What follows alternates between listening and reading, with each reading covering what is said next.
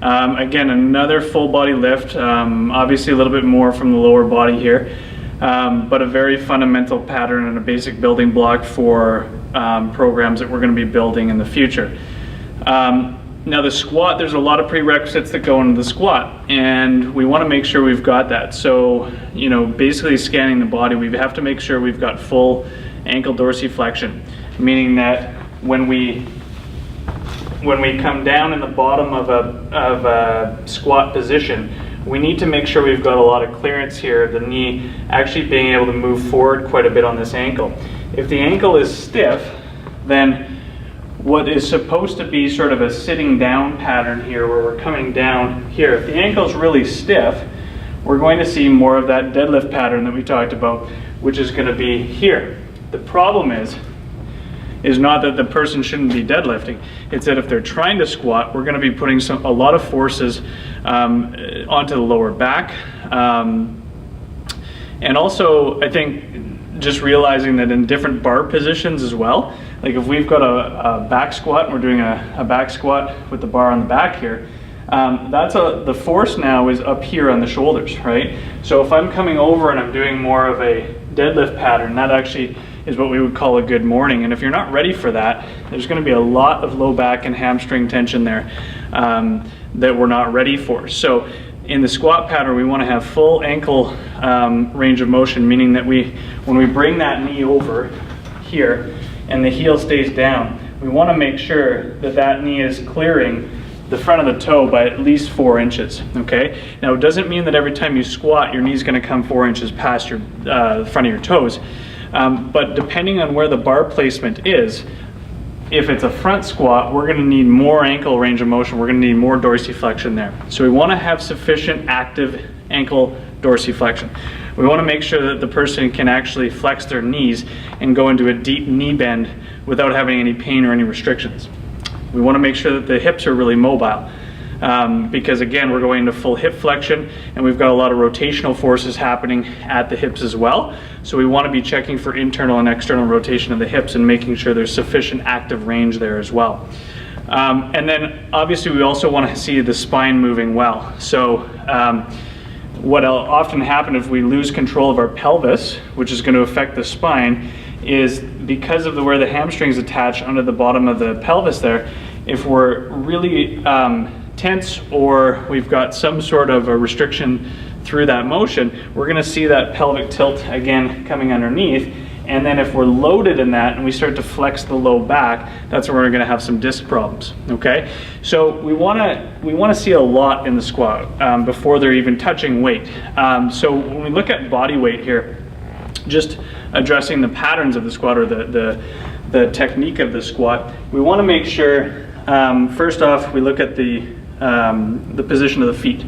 So in the deadlift we had hip width apart. Now we're looking at the heels being about shoulder width apart. This is going to depend on the person. So you may see some of your athletes that have a much better time going out wide in their squats, and some of them that are a little bit more narrow. This is all dependent on anatomy of the hips, okay? And we have to play around with those positions to see what's going to be best for them. So as a basic start though, we can start with the shoulder width apart and turning the toes out just a little bit so we can clear the room at the hips so the knees can come out. When we squat down, we actually want to be spreading the floor apart through our feet. So it's like you're trying to tear a seam outwards through the floor. And that's to really engage some of the hip stabilizers, okay, some of the glute musculature, so that when we come up, when we come down and then back up, we're not buckling the knees or getting a valgus stress at the knees in the bottom. Not only is that not great for the knees, but it's also less powerful in your movement, okay? We can provide more torque through the hips if the knees are out.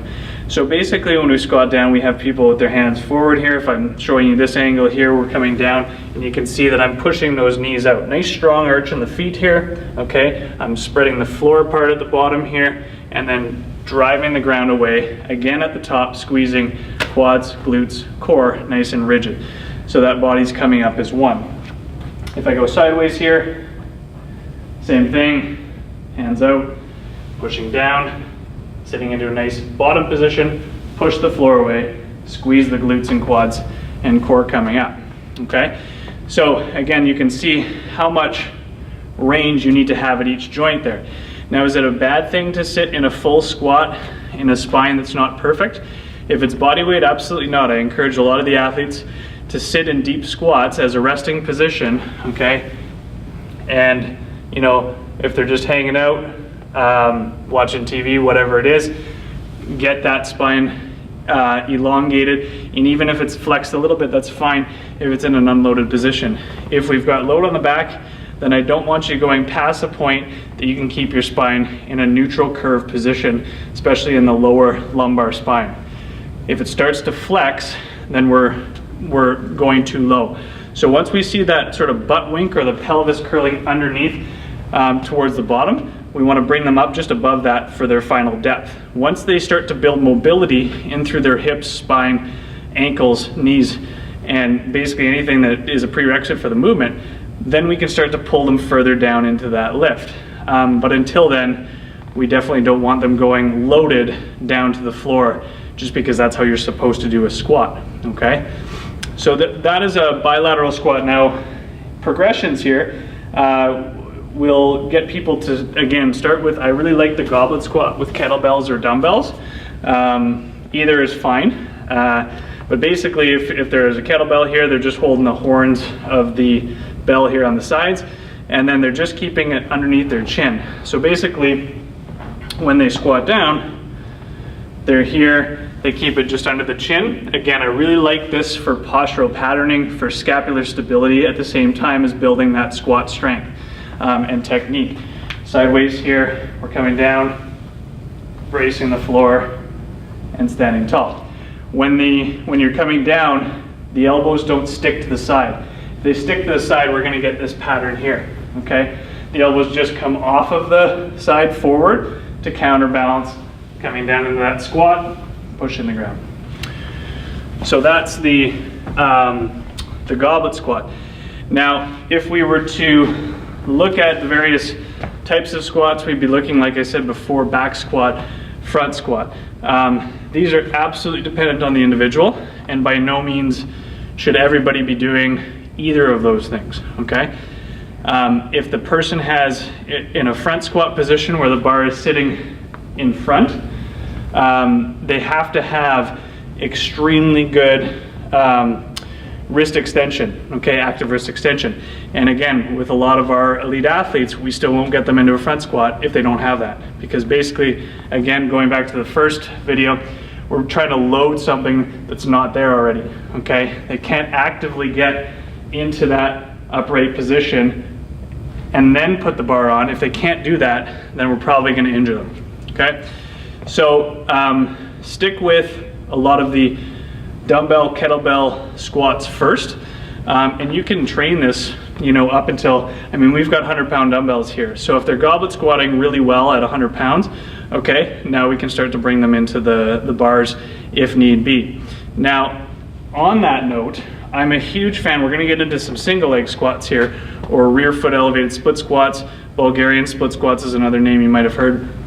But basically, the reason I really like this is because we can actually load up per leg more than half of a max back squat. So for example, if the person can maximally back squat 100 pounds, so that's both legs squatting, you know, with a bar on the back, then we generally, what we see is that we can actually lift more than 50 pounds per leg when we do a rear foot elevated split squat.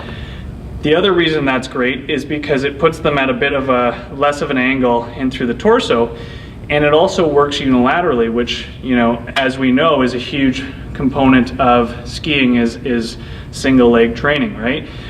It doesn't matter if they can bilaterally back squat really well. If they sink down and break down in a single leg squat, you know, when they're taken off of two legs, then that's really what matters. That's what you're going to see break down in a lot of their performance. So that's why I really like to train the rear foot elevated split squat. And again, something like this, a lot of people don't have these devices that we have specifically for this, but you could also use just a straight bench as well. But I'll show you the position here. So what we're looking for in this, from the side view, is that when we set up from the bottom, we're actually going to be hugging the stand here with the ankle. When that is happening, this knee is just down on the ground. Now, what we don't want to see, and big mistake people make in these, in this lift specifically, is that they start out too far. They have their hip pushing forward and then their quads screaming. So their hip capsule is just being pulled apart basically, and they lose all power and they're in a big bow here and that big extension we talked about that we don't want to see. So what we do is we say, okay, bend that back hip a little bit. Stick your butt back a little bit so that that's nice and relaxed. That back quad's not screaming. It's on a bit of a stretch, but it's fairly relaxed. Then I've got my front foot here, and what I want to see is that knee come forward, but I don't want to see that heel come off the ground. So if that front heel comes off the ground, I'm loading that toe too much, which is going to load my knee a lot more, causing me some issues there. So I'm loading this heel basically from mid-foot back. This knee's coming forward a little bit, that hip's back, rib cage again tucked, so I'm leaning forward a little bit, and then from there I'm driving up. I come down and back up, and I'm just tapping down. And if I look at that from the head-on position, then what we're really focusing on this angle is making sure that that knee, again, is not collapsing inward, that opposite hip's not dropping back. So when I go to lift from there, I'm down straight up with that knee aligning over the middle toes. Now, when we're loading this, we want to think dumbbells or kettlebells. And again, you can work on one in each hand. You can work on a goblet position. You know, again, with the kettlebell, where we're just in front of the chin there, okay, coming down that way. You can even work unilaterally, so having the bell in one hand and really working on holding the core in the same position while it's trying to be pulled from one side to another. So it's endless sort of the progressions that we can do or the variations we can do within these lifts, but the main things are still going to apply. Okay, so for the squat, again, from a bilateral standpoint, we're looking at the knees tearing apart, or the heels tearing apart on the floor. So the knees are being pushed out so that we are utilizing our hips as well as our knees in this. Okay, so we're using quads, but we are still sharing the load with the big glutes as well. Neutral spine, still very much the same thing in this. We want to make sure that we're not going into a deep flexion position or major extension as well, which we, again, is going to run into problems later on when we start to pull. And if we see that dysfunction show up in one lift, we're going to see it in every lift, and chances are we're going to see that in skiing as well. And this is why when we're teaching the basic patterns, before we even get into things like squats, we're teaching plank variations, bridging variations, and we're seeing where those breakdowns are happening, and we're not moving forward until we address them in those body weight mat-based positions. Again, if something in a front squat is showing up and you're getting a huge extension through here as you go down, well, every time we do a pull-up, guess what's going to happen? We're going to break down there. Every time we do a plank on the ground, same thing. Push-up, deadlift, double pulling, doesn't matter. A dysfunctional pattern is a dysfunctional pattern. It's going to show up whatever you do. So let's address those from the body weight standpoint first, and then move into some of these major lifts. Keeping in mind that we're very much a unilateral sport, so we have to make sure that we're training that single leg squat. I showed you the rear foot elevated split squat, and the same thing can be done for lunge patterns as well. But I think my favorite lift is the rear foot elevated split squat, specifically for skiers. Most of the athletes that I train, same thing, but because of the amount of time you're on one leg, I think that's a great lift to do. Okay, so give that a try and let me know what you think.